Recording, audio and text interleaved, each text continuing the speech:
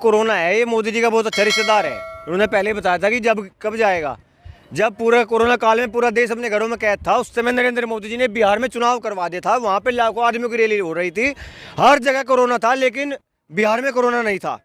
उसके बाद लॉकडाउन खुला, पूरा देश अपने कामकाज पे लगा। जिन लोगों को अपने काम मजदूरी पे जाना था वे लोग वहाँ गए। लेकिन उसके बाद पूरे देश के लोग, जब इन्होंने पता चला कि कोरोना काल में हमारा देश बिक गया, देश के किसान अपना आंदोलन करने के लिए निकले, देश का बेरोजगार अपना आंदोलन करने के लिए निकला, बैंक कर्मचारी आंदोलन करने के लिए निकले, LIC कर्मचारी दिल्ली घेरी।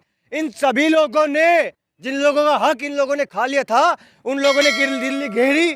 उसके बाद दिल्ली के आसपास कोरोना आया। लेकिन आप लोगों को दिख रहा होगा न्यूज के माध्यम से भी, आसाम में चुनाव चल रहा है, आसाम में कोरोना नहीं है। बंगाल में चुनाव चल रहा है, बंगाल में कोरोना नहीं है। 5 राज्यों में चुनाव है, वहां पर कोरोना नहीं है। आप लोगों को पता होगा कि जिस समय कोरोना आया था उस समय तबलीगी जमात पर कितना बड़ा आरोप लगाया गया था। लेकिन फिलहाल इन्हीं लोगों के जो धर्म के ठेकेदार हैं, कुंभ में लग रहा है, कुंभ में लाखों व्यक्तियों की भीड़ एक साथ स्नान कर रही, गंगा स्नान कर रही है। एक जगह वहां पर लाखों व्यक्तियों की भीड़ है, वहां पर कोरोना नहीं है। लेकिन इस देश के नौजवान को शिक्षा से दूर रखने के लिए इस देश के स्कूल बंद कर दिए जाते हैं, इस देश के यूनिवर्सिटी कॉलेज बंद कर दिए जाते हैं। क्योंकि स्कूल और कॉलेज यूनिवर्सिटी खुलेगी तो सवाल पैदा होगा। अगर सवाल पैदा होगा तो इस देश के हुक्मरानों से सवाल पूछा जाएगा कि अगर कोरोना है तो बंगाल और बिहार में क्यों नहीं है, आसाम में क्यों नहीं है, अगर है तो फिर यहाँ पर ही क्यों है। ये सवाल बनेगा इन लोगों से। तो ये कोरोना का ढोंग जो बनाकर ये लोग अपने इन लोगों के आंदोलन को खत्म करना चाहते हैं, जो इन लोगों ने देश को बेचा है, उन लोगों के सवालों को खत्म करना चाहते हैं, तो वैसा होने वाला नहीं है। इनका कोरोना के षड्यंत्र को पूरे देश के नौजवान, किसान, पूरा जागरूक यंत्र, पूरा जागरूक वर्ग सभी लोग समझ चुके हैं। अभी कोरोना के खेल में नहीं आने वाला है। कोरोना के नाम पे देखिए तो वैक्सीन भी बन चुका है और मोदी जी उसका वैक्सीन का उत्सव मना रहे हैं। तो फिर ये जब दवाइयाँ बन चुकी है तो दवाइयों का इस्तेमाल हो रहा है, तो फिर ये कोरोना कैसे बढ़ रहा है? यही तो सवाल है। जब तक कोरोना था तो वैक्सीन का रोना था कि वैक्सीन नहीं है, वैक्सीन नहीं है, वैक्सीन नहीं है। अब वैक्सीन है, वैक्सीन लग भी रही है। माननीय प्रधानमंत्री जी ने भी ढोंग किया कि मैंने भी वैक्सीन लगवाई है। या तो वो वैक्सीन कोई कारगर साबित नहीं है, या तो वो कोई खाली पानी लगा रहे हैं। और अगर वो वैक्सीन है तो कोरोना कैसा, और कोरोना है तो वैक्सीन कैसी। सिर्फ एक चीज का लाभ, एक चीज का क्रेडिट माननीय प्रधानमंत्री जी लीजिए। अगर दोनों चीजों का क्रेडिट आप ले रहे हो तो आप फंसोगे। ये तो कोरोना नहीं है और वैक्सीन है, अगर वैक्सीन है तो कोरोना नहीं है। या तो वैक्सीन जो आप लोगों ने कहा कि पूरा विश्व हमारी वैक्सीन खरीद रहा है, अरे पूरे विश्व को देने से अच्छा है अपने देश में यूज करवा लो। अपने देश में वैक्सीन लगवाने के बाद अगर कोरोना रिपोर्ट पॉजिटिव आ रही है तो इस देश के लोगों को भरगलाना, इस देश के लोगों को भरगलाना बंद कीजिए, भ्रमित करना बंद कीजिए। इस देश का नौजवान, इस देश का प्रत्येक वर्ग फिलहाल पूरा जागरूक हो चुका है। पिछले साल में आंदोलन चल रहा था दिल्ली में, शाहीन बाग में, NRC का, लेकिन उसको कोरोना के नाम पे ख़त्म किया गया था। तो ऐसा नहीं लगता है कि फिर से जिस तरह से किसान आंदोलन चल रहा है तो कोरोना जिस तरह से तेजी से बढ़ रहा था, ये भी आंदोलन ख़त्म हो जाएगा? देखो, शाहीन बाग का आंदोलन वो एक चंद जगह का आंदोलन था। ये आप लोगों ने देखा होगा कि ये किसी जगह विशेष का आंदोलन नहीं है। अब ये आंदोलन पूरे विश्व पटल पर फैल चुका है। और जब से यहाँ से आंदोलन चला है, Ghazipur border, Sindhu border, Tigray border, जब से इन तीनों बॉर्डरों पर आंदोलन चला है, उसके बाद पूरे विश्व में आंदोलन चले। और इन आंदोलनों के चलने के बाद स्पेन एकमात्र ऐसा देश बना जहाँ पर MSP और कानून बन गया। तो ये ऐसा नहीं है कि शाहीन बाग की तरह का आंदोलन है, ये विश्व पटल पर आंदोलन है। और हमारी महापंचायतें लाखों व्यक्तियों को इकट्ठा होकर इस देश के हुक्मरानों को संदेश देने का काम कर रही है कि तुमसे पहले जो हुक्मरान यहाँ तक तनसी थे उसे भी अपने खुदा होने पर इतना ही गुमा था। ये देश के किसान उन लोग कह रहे हैं। लेकिन अगर कोरोना के नाम पे पुलिस अगर डंडे मारकर आप लोग को यहाँ से हटाना चाहती है तो क्या करेंगे आप? हटेंगे या क्या करेंगे? 28 जनवरी को कोशिश कर ली, 28 जनवरी को विधायक भेज लिया, हजारों की संख्या में पुलिस बल तैनात कर लिया, जितने षड्यंत्र थे वे अपना कर देख लिए। यहाँ से बिजली पानी की व्यवस्था रोक के देख ली, यहाँ से इंटरनेट की सेवाएं बाधित करके देख ली। अब ये लड़ाई लाठी और डंडे से ये किसान भागने वाले नहीं हैं। इस देश के हुक्मरान अगर लाठी और डंडे से इन किसानों को यहाँ से हटा सकते तो अब से 4 महीने पहले हटा चुके होते। उनके बस की बात नहीं है। उन लोगों को पता है कि आंदोलन फिलहाल देश प्रत्येक गांव-गांव तक प्रत्येक प्रदेश में, प्रत्येक गांव में, प्रत्येक गली कूचे में और प्रत्येक किसान और नौजवान के घर में ये आंदोलन पहुंच चुका है। अगर इन किसानों की तरफ इस देश के हुक्मरानों ने आग दिखाने की कोशिश की, अगर इन लाठी दिखाने की कोशिश की, तो इस देश के प्रत्येक गांव गली कूचों से यही आवाज़ आएगी कि जो आज साहिब मसनद है कल नहीं होंगे, किराएदार है, जाति मकान थोड़ी है। वो मामला सुना होगा, अंग्रेजों का ये था कि फूट डालो राज करो, और इनका क्या राज है?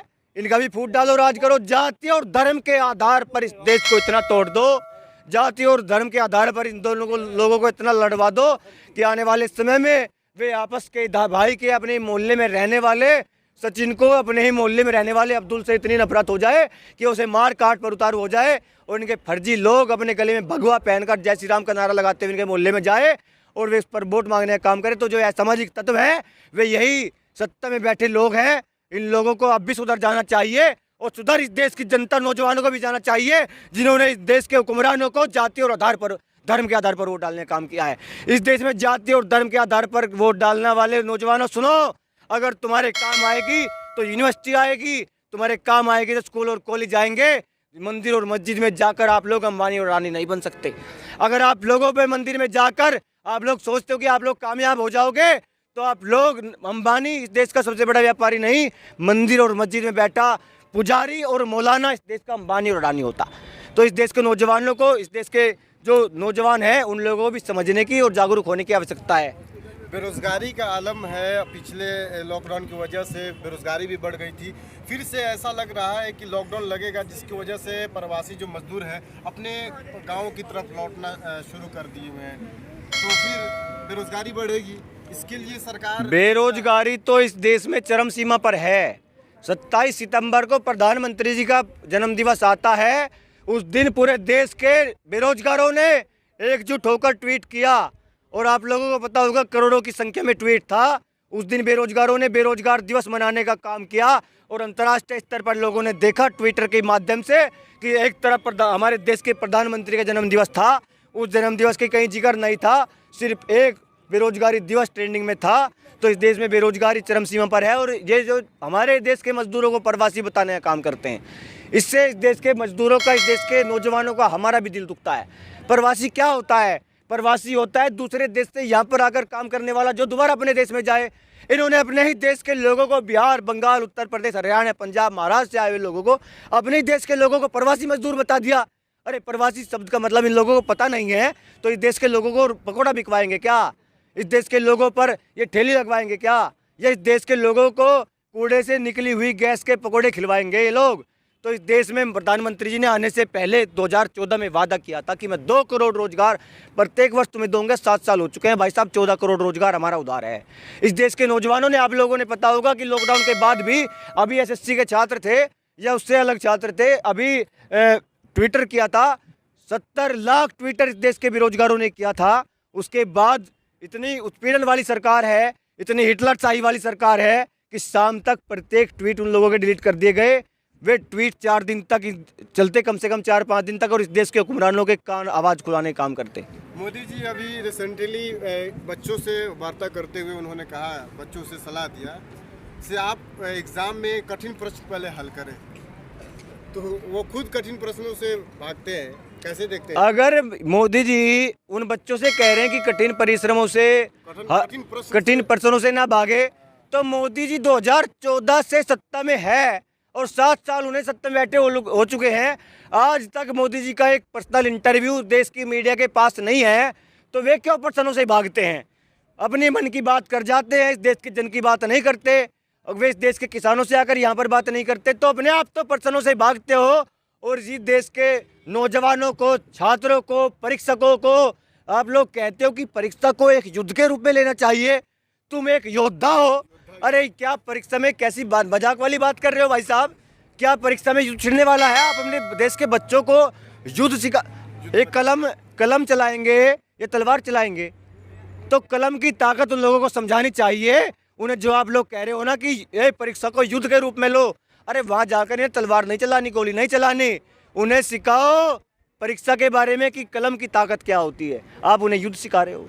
तो इस देश के प्रधानमंत्री जी, आपको सबसे पहले हाथ जोड़कर निवेदन है कि सबसे पहले आपको बोलने से पहले अपनी वाणी पर संयम और दिमाग में ये बात सोच लेनी चाहिए कि आप कह क्या रहे हैं। बांग्लादेश जाते हैं तो उठपटांग बात कर आते हैं, वहाँ पर कुछ हत्याएं हो जाती हैं।